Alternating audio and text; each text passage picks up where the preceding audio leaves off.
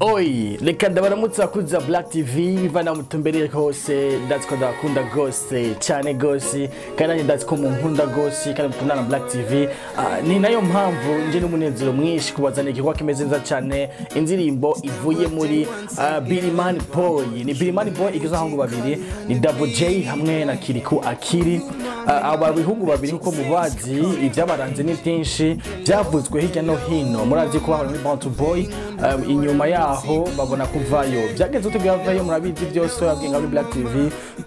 exclusive interviews twagiye twakora atandukanye mwavyumvise muramenye tuyavayo baravuga ati twashatse gukura dusohoke kugira cyo gukora ivyacu nkuko bivugwa ariko abobo bavuze uko ni amakuru twarose avuga yuko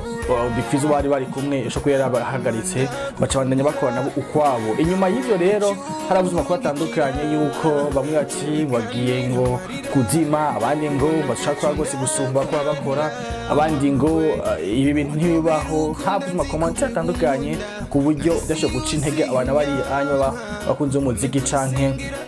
Kiriku ubwiwe canke Double J ubwiwe kuko murazi yuko inyuma y'ivyo havugwa amajambo akomeye cyane ni unovuga ubuga washiye kwerekana kuko hari amajambo ashobora kuvugwa ugasanga byavuzwe ugasanga byose ko byihanganirwa ariko byavuzwe ko agashaka kwihangana bivaye n'ubugabo n'ijunda n'ijambo asanzwe bafise. Ni rero Birimani Boy yabaye créé n'abangu babiri novuga yuko gushikino savuze ati dukorere hamwe tuvuye mu ntara zo hagati mu gihugu twese hamwe ko muravyibuka ko nabikiri kwa kinyuma kuvuga ni Bantu Boy yashoboye kuvuga ati jewe ndasuye ruguru byananibwe ko mu gisagara ca Bujumbura ashaka kuhaba ikanigiye ruguru amaze kuduga ruguru havuze amapost atandukanye havugwa bitandukanye muri stanteri wa Mukaza akaba yarayamuhaye n'idiri kuririmba muri Mukaza Day novuga umunsi wahariwe Mukaza ikomina Mukaza n'umusagara ca Bujumbura yashoboye kuririmbamwo wa stanteri yashaka kumwakira ahamagara Kiriku ati mondondo umuhungu Kiriku aza kusagara ca Bujumbura amakuru adusumye amwe menshi tari make ari ngafi nko miliyoni n'ibindi yamwe mukozo bamufasha nk'ivyo kumufasha kumuha amadi kubandanya aririmba muri bitandukanye cyangwa amasoko no kumurondana amufasha batandukanye. Kiriku rero twababwira yuko inyuma yo ngaho rero amaze kuva mu gisagara ca Bujumbura ruguru abo oyi musane washoboye kumufasha mu nyuma hari itsindikiye equipe ya Jena Double J amwe n'abandi bamenshi bakuru batandukanye no twafasha rando batandukanye mu muziki w'u Burundi bagiye muri kwa muntango za mbwira ati mwana ngo biruko ruzogumino ingo tugiye gisagara ca Bujumbura tuzofashanyana gatoyi canke kanini yazoturose tukasangirire hamwe kuko murazi yuko twari umuryango umwe kiko ari umvira Double J nka mukuru wiwe ati gatuma ki Bujumbura garuka none inyuma yo ngaho bakoze indirimbo kuri kucano ya Double J indirimbo azumwanya muto yisohotse ni Nzoduga ni indirimbo bakora ama challenge bise tandukanye ko bavuga bati nivyanka gose Nzoduga bisha avuga ati yo nimeze meze gute amwe ati biryoshe ari byo bimeze kunuko ni indirimbo yo isohotse z'amasaha meza cyane ahitangwa Kiriku kubwiwe ari we novuga yuko main actor w'iyo ndirimbo yakinye ari kumwe n'abakinyi baninde mu nyuma amaki Bujumbura biramugora baramugora ku buryo ubushika n'ubwo kubaho byanka ashobora gusubira ruguru ariko rero ni sije novuga iza iri kubiryo rya Birimani Boy kuko muravyumva yuko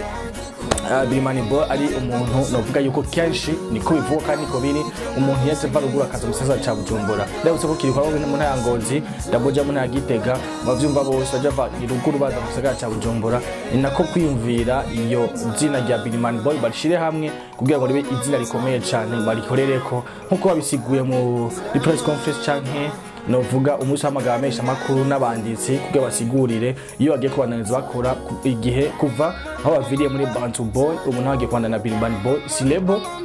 ni groupe yantu babiri Birimani Boy kikazo ko indirimbo ziwe azisha kuvuga gwiwe Double J ko indirimbo ziwe azisha kuvuga gwiwe ariko bari muri iryo zina rya Birimani Boy. Ni rero ngaho onye no musasha gusohoka indirimbo bari kumwe rwa mwenyene Kiriku arimo muri video ngataririmbye Double J no yaririmbye ari kumwe na Kakeri asozanimba muri Ingo Live Band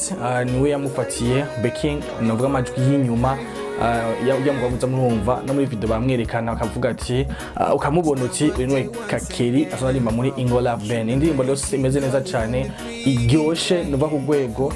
ikoze ku rwego rwo hejuru ya masana yakuze na Jonela ogikogwa na Coli the Magic if Coli umungo mugatumba nivyo rero biranze iyo video no areka mu kwanza video gatoyi hamandazi muca muri sakuba rwa YouTube rwa Double J once again kwanza kuri YouTube cyo ndiri meze neza cyane amasanamu ameze neza cyane amasanamu uvuga yuko novuga arenze gusuma uko twatubyibaza kuko besha yavuze amakomantere menshi atabagiye gukoroka bagiye kuryama bagiye kugira nene patata bego kubgawe uvyibaza gute bazokoroka cazana baje imbere mbe ugabura ndimba isa neza ndimba isa nabi ogikoze neza ikoze nabi kuva muri Rwanda Endomike bakoreye imyaka ishika 5 bariyo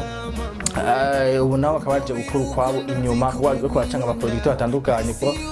yaba Double J akiri ko afite indirimbo zitandukanye ku ba producteur batandukanye umva haje hinduka rya gute kubgawe dushaka commentaire ngaho munsi yagiye cuvuze kwihinduka giyo ndirimbo wayibonye gute wayumvise gute bimeze gute ninzonduga Double J featuring Kakeri